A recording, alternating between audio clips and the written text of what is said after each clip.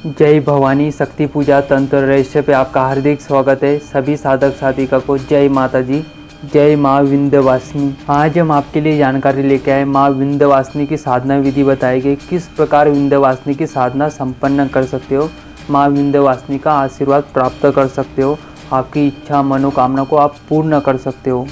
माँ विंध्यवासिनी साधना करने से महाकाली की, महालक्ष्मी की, माँ सरस्वती की कृपा अपने आप प्राप्त होने लगती है।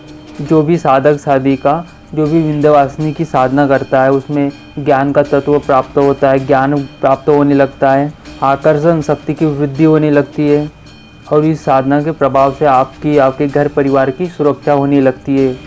माँ विंध्यवासिनी की साधना करने से रिद्धि सिद्धि धन समृद्धि की प्राप्ति होती है। माँ विंध्यवासिनी के आशीर्वाद के साथ महालक्ष्मी, माँ काली, माँ सरस्वती का भी आशीर्वाद उस साधक साधिका पे सदा ही बना रहता है। जो भी इनकी साधना करता है उस साधक या साधिका के या जो भी करता है उनके हर एक सुख सुविधा की प्राप्ति होती रहती है, हर एक सुख सुविधा बनी रहती है। माँ विंध्यवासिनी विंध्याचल पर्वत पे निवास करती है, इसलिए इन्हें विंध्यवासिनी कहा जाता है। माँ विंध्यवासिनी माँ दुर्गा का ही एक स्वरूप है। माँ विंध्यवासिनी का दरबार शक्तिपीठों में से एक प्रमुख शक्तिपीठ माना जाता है विंध्याचल पर्वत को, जहाँ माँ विंध्यवासिनी विराजमान है। माँ विंध्यवासिनी को 10 महाविद्या में नहीं गिना जाता है, फिर भी 10 महाविद्याओं के समान ही इनकी साधना सर्वोच्च मानी जाती है, सर्वोच्च शक्ति मानी जाती है माँ विंध्यवासिनी। इनकी साधना से हर प्रकार की सुख समृद्धि, हर प्रकार की मनोकामना पूर्ण कर सकते हो। माँ विंध्यवासिनी योग माया कहलाती है। माँ विंध्यवासिनी की शक्ति चलती तो उसमें हनुमान जी, भैरव जी, महाकाली, माँ सरस्वती, महालक्ष्मी की भी शक्तियाँ माँ विंध्यवासिनी की शक्ति के साथ चलती है। इसलिए माँ विंध्यवासिनी को योग माया, महामाया शक्ति कहा जाता है। इसलिए 10 महाविद्याओं में भी नहीं होने पर इन्हें सर्वस्व शक्ति कहा जाता है। इनकी साधना जो भी कर लेता है, इनकी सिद्धि प्राप्त कर लेता है, उनके लिए इस जगत में असंभव कुछ भी नहीं होता है। माँ विंध्यवासिनी साधना करने से शत्रु शांत होते हैं, ग्रह का दुष्प्रभाव कम होता है, ग्रह आपके अनुकूल होने लगते हैं, मान सम्मान की प्राप्ति होती है। जो व्यक्ति कर्जे से परेशान हो या धन समृद्धि उनके यहाँ टिक नहीं पाती हो या धन समृद्धि का अभाव हो तो उन्हें विंध्यवासिनी साधना अवश्य करना चाहिए। विंध्यवासिनी साधना बहुत ही उच्च कोटि की साधना मानी जाती है। इस साधना को सब कर सकते हैं, लेकिन जो नियम बताए जाए उसी नियमों के अनुसार आप लोगों को इस साधना को संपन्न कर सकते हो और हर प्रकार की इच्छा मनोकामना को आपकी पूर्ण कर सकते हो। माँ विंध्यवासिनी का आशीर्वाद प्राप्त कर सकते हो। हम आप लोगों को माँ विंध्यवासिनी की साधना विधि बता देते, आपको जिस प्रकार बताया जाए उसी प्रकार आप लोगों को साधना संपन्न करना है। माँ विंध्यवासिनी की साधना आप प्रारंभ कर सकते हो, जैसे नवरात्रि, एक वर्ष में जो 4 नवरात्रि आती तब से भी प्रारंभ कर सकते हो। होली, दीपावली, गुरु पुष्य, रवि पुष्य या अमृत सिद्धि युग में भी साधना को प्रारंभ कर सकते हो, या शुक्ल पक्ष के मंगलवार से या शुक्रवार से भी प्रारंभ कर सकते हो, या शुक्ल पक्ष की प्रतिपदा तिथि से भी 9 दिनों की साधना संपन्न कर सकते हो। इनकी साधना 9 दिनों की, 11 दिनों की, 21 दिनों की, 41 दिनों की या 108 दिनों की भी की जाती है, या तो 51 दिनों की भी साधना संपन्न कर सकते हो। आप संकल्प लेके करना चाहते हो तो संकल्प लेके भी कर सकते हो। रुद्राक्ष की माला से या लाल चंदन की माला या तो स्फटिक की माला से भी इस मंत्र का जप किया जाएगा। लाल ऊनी आसन पर बैठ के लाल कपड़े पहन के साधना संपन्न कर सकते हो। अगर लाल कपड़े ना हो तो कोई भी कपड़े पहन के इस साधना को कर सकता है, लेकिन लाल ऊनी आसन होना जरूरी है और उत्तर दिशा के इधर ही मुँह करके इस साधना को संपन्न करना है।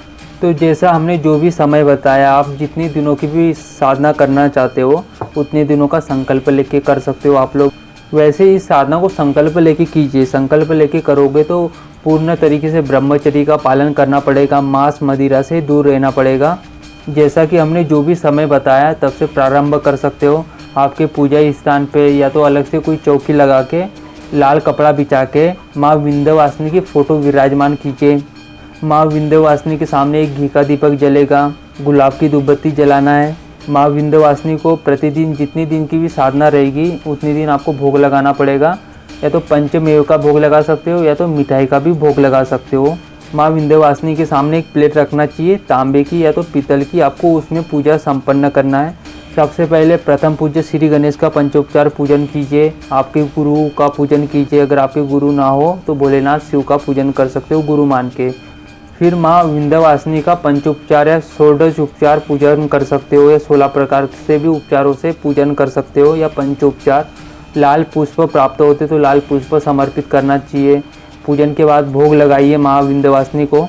जब से भी आप साधना प्रारंभ करोगे तो प्रथम दिन, जिस दिन से भी प्रारंभ करोगे उस दिन गणेश मंत्र की एक माला निकालना है। ओम गण गणपते नमः। अगर आपके पास गुरु मंत्र हो तो गुरु मंत्र की एक माला निकालिए। अगर गुरु मंत्र ना हो तो भोलेनाथ शिव के मंत्र की एक माला निकालना है, ओम नमः शिवाय की। तो भगवान भोलेनाथ को गुरु मान के एक माला निकाल सकते हो। तो एक एक माला पहले दिन निकाली जाएगी और लास्ट दिन उसके बीच के दिनों में इनके मंत्र का जब आपको 11 बार ही उच्चारण करना है, जैसे गणेश मंत्र का, गुरु मंत्र का या भोलेनाथ शिव का। तो पहले दिन और लास्ट दिन ही आपको इनके मंत्रों की एक एक माला निकालना है। फिर उसके बाद में आपको माँ विंध्यवासिनी की साधना प्रारंभ करना चाहिए। हम आप लोगों को मंत्र बता देते हैं। ओम ऐं श्रीं क्रीं विंध्यवासिने ह्रीं फट्। ओम ऐं श्रीं क्रीं विंध्यवासिने ह्रीं फट्। तो माँ विंध्यवासिनी का जप किया जाएगा इस मंत्र का। आप चाहो तो जब से भी प्रारंभ करना चाहते हो, जैसे माला निकाली जाएगी, 11 माला निकाल सकते हो आप लोग, 21 माला निकाल सकते हो, 51 माला निकाल सकते हो, या तो 108 माला भी प्रतिदिन निकाल सकते हो। माँ विंध्यवासिनी की साधना आप चाहो तो सवेरे भी कर सकते हो या सूरज ढलने के बाद से भी प्रारंभ कर सकते हो। अगर नवरात्र में करते हो तो 9 दिनों का भी संकल्प लेके कर सकते हो, या अन्य समय से भी प्रारंभ कर सकते हो आप लोग, जैसे शुक्ल पक्ष के मंगलवार से या शुक्रवार से, या तो होली दीपावली से। तो 11 दिनों का भी संकल्प लेके कर सकते हो, 21 दिनों का, 41 दिनों का या 51 दिनों का, या तो 108 दिनों का भी संकल्प लेके कर सकते हो। माँ विंध्यवासिनी की साधना बहुत ही शक्तिशाली मानी जाती है, इस बात का याद रखना है। और जो सावधानी बताई है आपको वीडियो में, उसी सावधानी के नियमों को याद रखते हुए इस साधना को संपन्न करना है। आपकी कोई ऐसी इच्छा हो, मनोकामना हो जो पूरी ना हो पा रही हो, तो इस साधना का संकल्प लेके कीजिए। आपकी जो भी इच्छा मनोकामना हो वो अवश्य पूर्ण होती है। तो माँ विंध्यवासिनी की साधना ऐसे लोगों को अवश्य करना चाहिए जो कर्ज में डूबे हो, जो बच्चे पढ़ाई में कमज़ोर हो, जिनका पढ़ाई में मन नहीं लगता हो, या बच्चे छोटे हो वो नहीं कर सकते, तो उनके माता पिता संकल्प लेके बच्चों के लिए कर सकते हैं। तंत्र बाधा या शत्रु बाधा से आप परेशान रहते हो तो इस साधना से समस्त प्रकार के शत्रु शांत होने लगते हैं। सभी तंत्र मंत्र के जो अविचारक कर्म है वो नष्ट होने लगते हैं। हर प्रकार से सुरक्षा प्रदान होती है आपको, आपके घर परिवार को। मान सम्मान की प्राप्ति होती है, आकर्षण शक्ति की प्राप्ति होती है, ज्ञान का विकास होता है, धन समृद्धि की प्राप्ति होती है। जैसे कोई बिजनेसमैन हो, कोई व्यापारी हो, कोई बिजनेस करते हो, अगर उनका व्यापार अच्छा चल नहीं पा रहा हो, कोई दुकान अच्छी चल नहीं पा रही हो, तो इस साधना को ऐसे लोगों ने भी करना चाहिए संकल्प लेके। तो माँ विंध्यवासिनी की साधना करने से आपके व्यापार में आपको तरक्की अवश्य प्राप्त होती है। माँ विंध्यवासिनी की साधना जब से भी आप प्रारंभ करोगे उस दिन, जब से भी आप जितने दिन की भी साधना कर रहे हो, चाहे नवरात्र में कर रहे हो या अन्य समय से प्रारंभ करके आप जब भी कर रहे हो, एक नारियल पानी वाला होना चाहिए, जटा वाला, लाल कपड़े में बांध के एक सुपारी रखना है और एक 2 का सिक्का रख के उसकी पोटली बना के माँ विंध्यवासिनी को फोटो के सामने आपको रख देना है। और 16 श्रृंगार की सामग्री भी समर्पित करना है पहले दिन। आप जितने दिन का भी संकल्प लेके करना चाहते हो उतने दिनों तक वो सामग्री वहाँ पे ही रहेगी।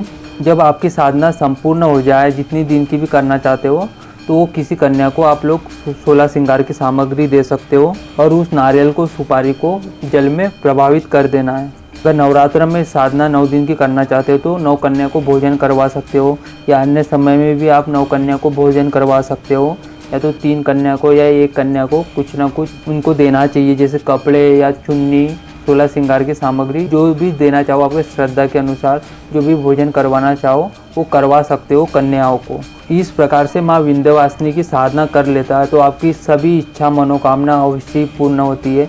माँ विंध्यवासिनी की साधना बहुत ही जल्दी प्रभाव देने वाली कहलाती है, साधक की इच्छा मनोकामना को पूर्ण करने वाली साधना कहलाती है।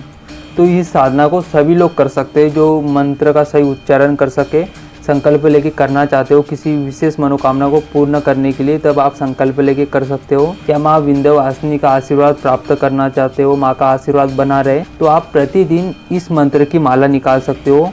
प्रतिदिन 1 माला या 3 माला आपके दैनिक पूजन में भी इस मंत्र का उच्चारण कर सकते हो, जप कर सकते हो माँ विंध्यवासिनी का आशीर्वाद प्राप्त करने के लिए। तो इस प्रकार इस साधना को संपन्न कर सकते हो, माँ विंध्यवासिनी का आशीर्वाद प्राप्त कर सकते हो। जो भी हमने माँ विंध्यवासिनी से साधना से संबंधित जो जानकारी दी आपको पूर्ण बता दी है। हमारी ये वीडियो, ये जानकारी आप लोगों को पसंद आती तो ऐसी ही रहस्यमय जानकारी के लिए आप हमारे चैनल को सब्सक्राइब कर सकते हो। वीडियो पसंद आती तो लाइक कीजिए, शेयर कीजिए। जय माँ विंध्यवासिनी, जय भवानी।